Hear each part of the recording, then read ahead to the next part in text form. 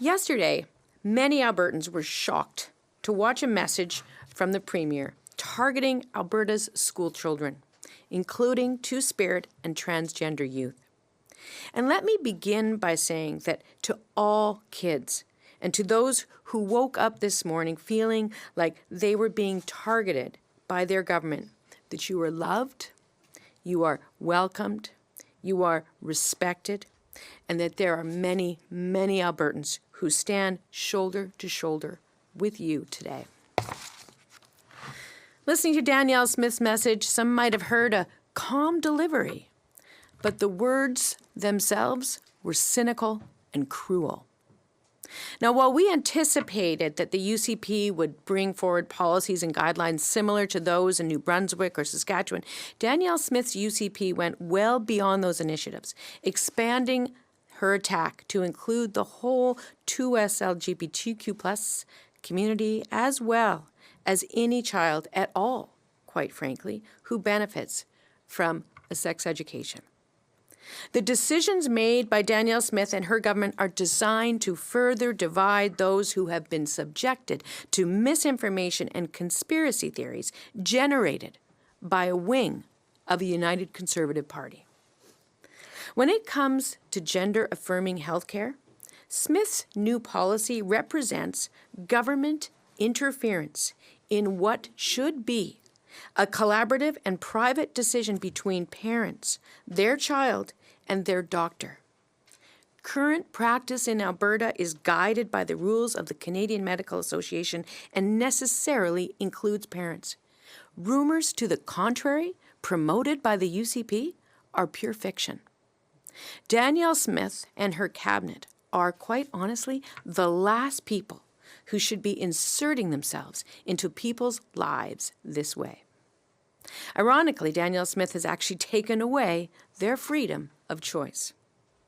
At its core, Danielle Smith is playing dangerous politics with the lives of young people.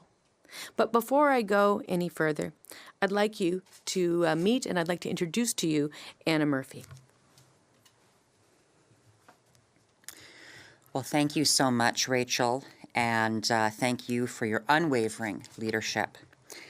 My name is Anna Murphy, and I am a proud Albertan. I'm a community builder and a leader, and I'm transgender. This policy from the Premier has me incredibly worried, but more so, it has youth within our province worried, because we know that it will have devastating impact on the 2S LGBTQIA+ community across Alberta and in fact have ripple effects throughout Canada. Personally, like many others, I will forever bear the scars of ignorance and intolerance. Right now, they happen to be covered by a shirt sleeve. High school was when I began to affirm who I knew to be my most true and authentic self. However, at a very young age, I knew that something was wrong. Growing up in rural Alberta, no one told me, no one forced me, no one groomed me to be transgender. By 5 years old, I was desperate to just be like any other girl. I have known the feelings of isolation, rejection, bullying, and abuse.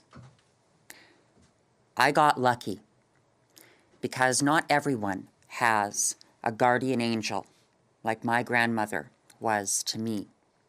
Not everyone is so fortunate to have someone in their life who will do anything and give everything to make sure that you're safe and loved.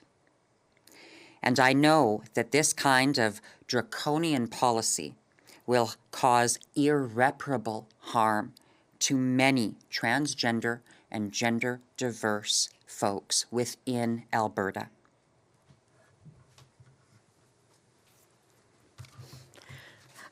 Thank you so much, Anna, for sharing your story. All kids deserve to feel safe, included, and respected at school, at soccer practice, or out with their friends. And protecting kids so they can be safe and cared for should be our number one priority. This is also the case when it comes to providing our kids with age-appropriate education about sexuality, as well as about sexual orientation and gender identity. Danielle Smith is proposing to make Alberta the only province where parents have to now opt in, or put another way, actively ask for sexual health education. This is not just a bureaucratic change. This will result in thousands and thousands and thousands of kids being left out of this program, a program that teaches safe sex, birth control, consent. And when it comes to sex education programming, by no means should the approval of those educational materials be handled at all by the UCP cabinet. For example, their failed and widely criticized attempt to politicize the social studies curriculum a couple years ago proved that they are utterly unqualified for the job. Education experts were left out of that process, and the UCB produced a misinformed, plagiarized, and regressive curriculum that, among other things, ended our decades-long partnership with the Northwest Territories when that jurisdiction went in search of a credible curriculum that understood truth and reconciliation. Now, the problems with the plan announced yesterday go further. It is my firm belief that the plan to inject the UCP cabinet into the process of reviewing materials related to sexual health is the first step towards bringing pro-life education into our schools. And if that isn't the case, I am calling on Danielle Smith to confirm today that under no circumstances will her government either limit access to sexual health education or invite the opportunity for children to be subjected to pro-life programming. Finally, Danielle Smith claimed she doesn't want to politicize this issue. This was a cynical and deeply dishonest statement. I believe we all want our kids to be cared for and safe, but weaponizing their individual experience is absolutely not the way to do that. That's politics. There has, in fact, been a great deal of misinformation that has left many Albertans, including many loving parents, concerned. And Smith is using this highly sensitive issue and the misinformation surrounding it to distract, to divide, and to ask Albertans to look away from the many issues that she and her government are actually failing on. Healthcare is in crisis all across the country, but only in Alberta has the government blown up the system and threatened to fire nurses. Calgary just became the most expensive city in the country because of costs that the provincial government directly manages: insurance, utilities, rent increases. And when it comes to education, the real crisis is that Alberta's public education system has gone from being world-leading to suffering from the lowest per capita funding in the country. New Canadians are being asked to settle in communities where their kids are forced to bus hours to the closest school because the UCP stopped building schools. And once they get there, English language learning is rarely adequate. So those are real UCP problems that Danielle Smith should focus on fixing. Finally, there's no question that this horrifying policy will be tested and rejected by our courts. As such, the Premier will likely consider using the notwithstanding clause, which is yet another conservative attack on our Charter of Rights and Freedoms. You know, if the courts are telling you that your policy is attacking the Charter of Rights and Freedoms and the rights of individual citizens, that should be a clear indication that you're not doing the right thing.